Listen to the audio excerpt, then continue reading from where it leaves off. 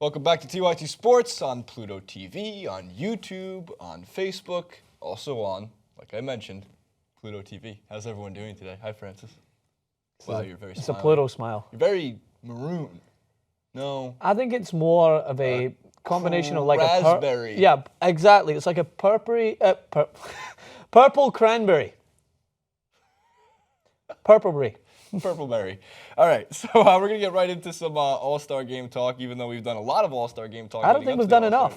No, we've never done enough All-Star Game talk. Regardless, Kevin Love is injured. He has not been replaced. He could have been replaced by the time this clip goes up and it's live. However, this is more the idea of who deserves the spot, because I'm just going to bank on the NBA getting it wrong. Unless they pass it over to the fans to vote, in which you can bank on them getting it You wrong. can bank on it being very wrong. So there were 7 players that could replace Kevin Love in the All-Star Game from Fox Sports. I think all of which, I mean, at this point, you're picking out some strength. I know Goran Dragic and the Miami Heat had a 13-game win streak. Yep. I understand that they've fought their way into being possible 8 seeds and now buyers in the NBA trade deadline time instead of sellers. But Goran Dragic is not an NBA All-Star. Yep. Joel Embiid, Kristaps Porzingis, Bradley Beal are the 3 that stand out to me on that one. And Hassan Whiteside if he wasn't injured for half the season too. But Embiid's also kind of injured. Yeah, he's so also they can't injured. replace an injured guy with an injured guy. And that kind of sucks because he's the one that's the most deserving on that list. But does he even have to play, though? He could just go, and I'm sure he would be just dancing on the side, and he would just be causing as much, I think, hype around the situation.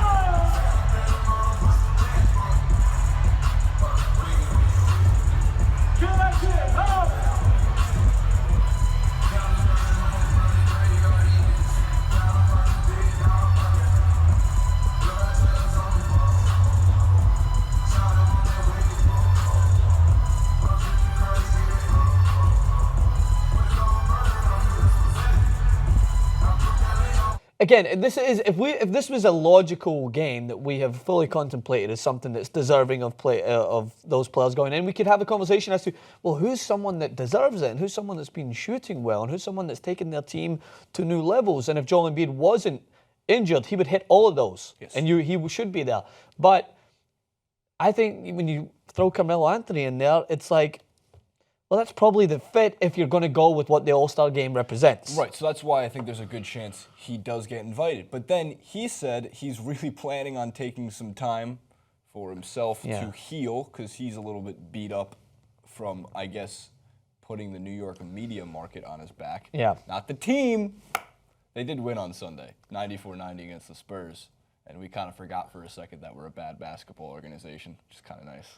But now I realize 3 days later, we're bad. We're bad. So Carmelo Anthony and Dwayne Wade, by the way, same type of thing. Exactly same thing. Same thing. They're missing. So Bradley Beal deserves a little bit of credit because the Wizards are almost unbeatable at home, and part of that is because of Bradley Beal shooting. And even though John Wall and Bradley Beal, we think are cool, at least in front of their own home court. Like on the road, I think it all gets aired out, and they come back in their home court and they're like, yo, just fake it till we make it. Fake it till we make it, man.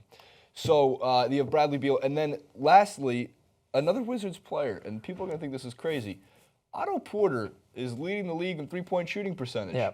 He's one of the best percentage shooters on the season for a guy who's also taking over 10, 11 shots a game.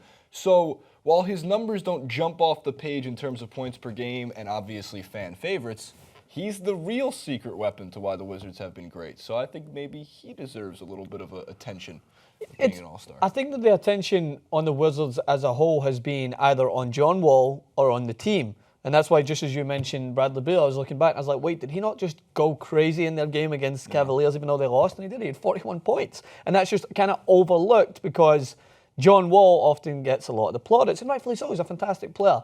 But the Wizards as a whole are looked at collectively as a team, and that might detract away from some of the individuals that are playing well when it comes to an all-star voting, because they're like, people would just be, the Wizards are doing well, but you don't automatically think, Bradley Beal, yeah, he should be in there. Or right. So, and because most of these teams, they have their standout that is often just assumed that he's the main man. He's the reason why they're doing this. So he's the easy option to go to the All-Star voting. That's what we think of when we think of All-Stars. Yeah. But even though, for the most part, most people think of it as popularity. So who's going to probably go? And even if it's been announced, then you can just make fun of us in the comment section. That's fine.